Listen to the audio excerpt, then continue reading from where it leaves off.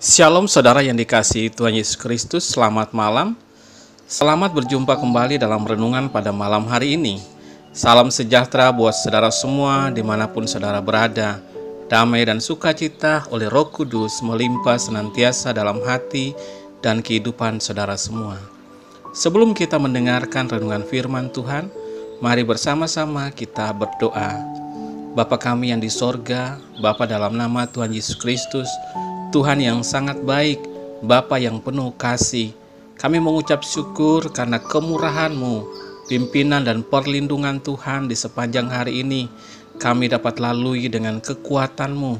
Terima kasih untuk segala berkat, kebaikan-Mu. Pada saat ini Tuhan, kami mau mendengarkan sabda firman-Mu. Urapi setiap kami, berikan kami pengertian untuk kami semakin mengenal-Mu dan mengerti akan kehendak-Mu. Dalam nama Tuhan Yesus Kristus kami berdoa, haleluya, amin. Saudara yang dikasihi Tuhan, ayat renungan kita pada saat ini terdapat dalam Injil Matius pasal yang ke-21, ayat yang ke-21 dan 22. Tertulis demikian.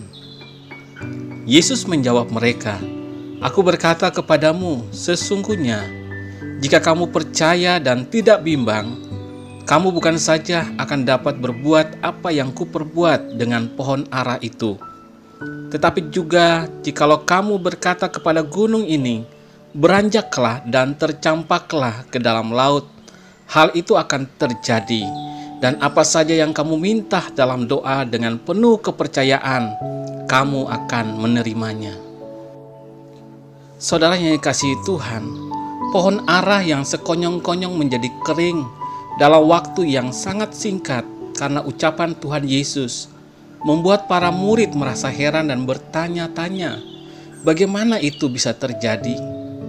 Peristiwa keringnya pohon ara ini karena perkataan Tuhan Yesus mempunyai makna. Pertama, Tuhan hendak mengatakan bahwa setiap orang percaya kehidupannya harus berbuah.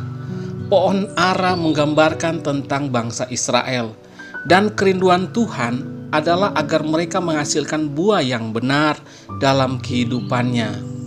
Dalam Matius pasal 3 ayat yang ke-10 tertulis, "Kapak sudah tersedia pada pohon, akar pohon, dan setiap pohon yang tidak menghasilkan buah yang baik pasti ditebang dan dibuang ke dalam api."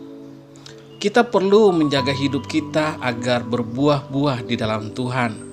Jangan sampai kita mengecewakan Tuhan dengan cara hidup kita yang sama dan mengikuti keinginan dosa. Galatia pasalnya yang ke-5 ayat yang ke-19 sampai 22 menyampaikan bagaimana cara hidup kedagingan dan cara hidup dalam roh.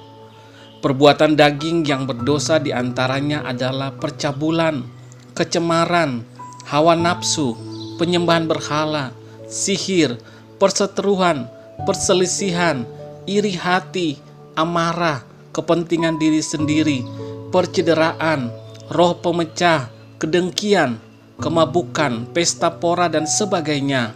Peringatan yang sangat keras disampaikan di sini bahwa barang siapa melakukan hal-hal demikian, ia tidak akan mendapat bagian dalam kerajaan Allah.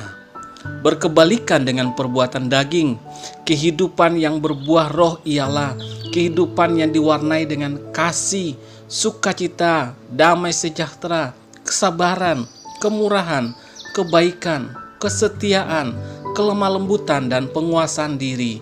Kita hendaknya hidup dipimpin oleh Roh Kudus dan mentaatinya, agar kehidupan kita menghasilkan buah-buah yang menyenangkan hati Tuhan.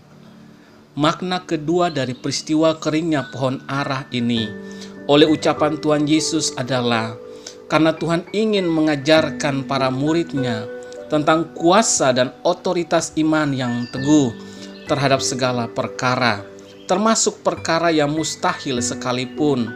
Setiap kita mempunyai otoritas yang diberikan oleh Tuhan untuk mengatasi segala keadaan dan mengalami kemenangan.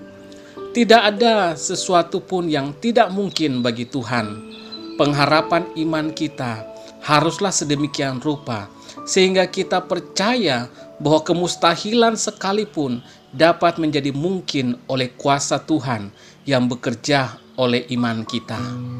Tuhan Yesus menyampaikan bagaimana caranya agar kita mengalami kuasa Tuhan oleh iman itu dalam kehidupan kita, yaitu melalui doa.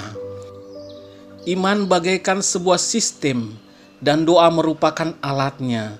Kedua hal ini memampukan kita untuk mengalami manifestasi kuasa Tuhan. Orang yang beriman pasti akan berdoa, dan doa yang dipanjatkan tentulah berasal dari imannya yang benar kepada Kristus. Di sini kita perhatikan sekali lagi saudara, Tuhan Yesus berkata, apa saja yang kamu minta dalam doa, dengan penuh kepercayaan kamu akan menerimanya, dalam pengharapan yang pasti dalam setiap doa kita.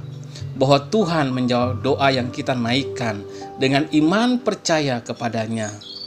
Tuhan adalah Bapa kita yang baik, yang mengerti dan mau memberi apa yang kita minta dalam namanya, yaitu dalam nama Tuhan Yesus Kristus. Saudara yang dikasihi Tuhan, mengetahui kebenaran ini, marilah kita hidup berbuah-buah secara rohani, sesuai dengan kehendak Tuhan. Dan marilah hidup dalam iman yang berotoritas, memiliki iman yang mengatasi gunung, iman yang mengatasi yang mustahil. Jangan bimbang saudara, jangan ragu, Tuhan kita Maha Kuasa dan sanggup melakukan segala perkara. Mintalah dalam doa dengan penuh kepercayaan. Jangan malu untuk meminta kepada Tuhan, dan alamilah kuasa Tuhan yang ajaib dalam kehidupan kita. Jawaban doa dari Tuhan pasti akan kita terima. Amin. Mari kita berdoa saudara. Terima kasih Tuhan Yesus, kami bersyukur untuk firman-Mu yang sudah kami dengar pada saat ini. Mengajarkan kami supaya kehidupan kami ini berbuah sesuai dengan apa yang Tuhan inginkan. Kalau di antara kami masih ada yang hidup jauh dari Tuhan, masih hidup dalam kedagingan, saat ini Tuhan kami datang kepadamu, memohon pengampunan-Mu ya Tuhan Yesus. Dan kami mau berkomitmen untuk hidup benar, hidup seturut dengan kehendak Roh Kudus-Mu, meninggalkan perbuatan-perbuatan kedagingan yang berdosa. Dan kami mau hidup berbuah-buah secara rohani, seturut dengan apa yang Tuhan kehendaki. Terima kasih ya Tuhan. Kami bersyukur untuk pengampunan-Mu, pemulihan yang Tuhan kerjakan dalam kehidupan kami. Oleh kuasa darah-Mu kami dijadikan suci dan kudus di hadapan-Mu. Kami bersyukur untuk firman-Mu yang juga mengajar kami agar kami beriman yang sungguh-sungguh, beriman yang mengatasi gunung, beriman percaya kepada Tuhan yang sanggup melakukan segala perkara yang tidak mungkin sekalipun. Hal-hal yang mustahil adalah tidak mustahil bagi Tuhan. Engkau sanggup melakukan segala sesuatu. Dan tolong kami Tuhan, kuatkan iman kami untuk kami terus percaya bahwa bersama dengan Tuhan kami dapat melakukan segala perkara, bahkan perkara-perkara besar dalam kehidupan kami. Ajar kami Tuhan untuk berdoa dengan penuh iman kepercayaan kepada Tuhan.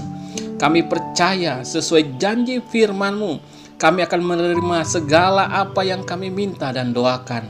Terima kasih Tuhan. Lindungilah kami di sepanjang malam hari ini. Berkati kami dalam tidur kami. Berikan tidur yang nyenyak dan bangunkan kami kembali besok pagi dengan kekuatan yang baru dan tubuh yang sehat diberkati Tuhan. Untuk kami pakai memuliakan nama Tuhan dalam segala aktivitas kami. Kami berdoa buat yang sedang mengalami sakit, agar Tuhan Engkau menjamah dan menyembuhkan. Kuasa kesembuhan Tuhan terjadi pada saat ini. Yang lemah Tuhan kuatkan kembali. Yang berputus asa Tuhan beri semangat yang baru dalam hidup mereka. Sehingga mereka berjalan dalam iman dan pengharapan kepadamu Tuhan. Yang sedang dalam masalah, persoalan, kami berdoa agar Tuhan Engkau memberikan jalan keluar bagi mereka. Ada pertolongan, ada manifestasi kuasa Tuhan yang ajaib dalam hidup mereka. Terima kasih Tuhan. Kami bersyukur dan serahkan semua ke dalam tangan kasih-Mu. Kami percaya berkat damai sejahtera dan kasih karunia Tuhan senantiasa berlimpah dalam hidup kami. Hanya dalam nama-Mu yang kudus, nama Tuhan Yesus Kristus, kami sudah berdoa dan mengucap syukur. Haleluya. Amin. Puji Tuhan, saudara yang dikasihi Tuhan, saya percaya bahwa firman Tuhan menjadi berkat dan kekuatan buat saudara semua. Dan Roh Kudus akan menolong saudara untuk lebih lagi memahami kebenaran firman Tuhan. Tuhan Yesus memberkati saudara semua. Selamat malam, selamat beristirahat, dan sampai jumpa dalam renungan yang berikutnya. Haleluya. Amin.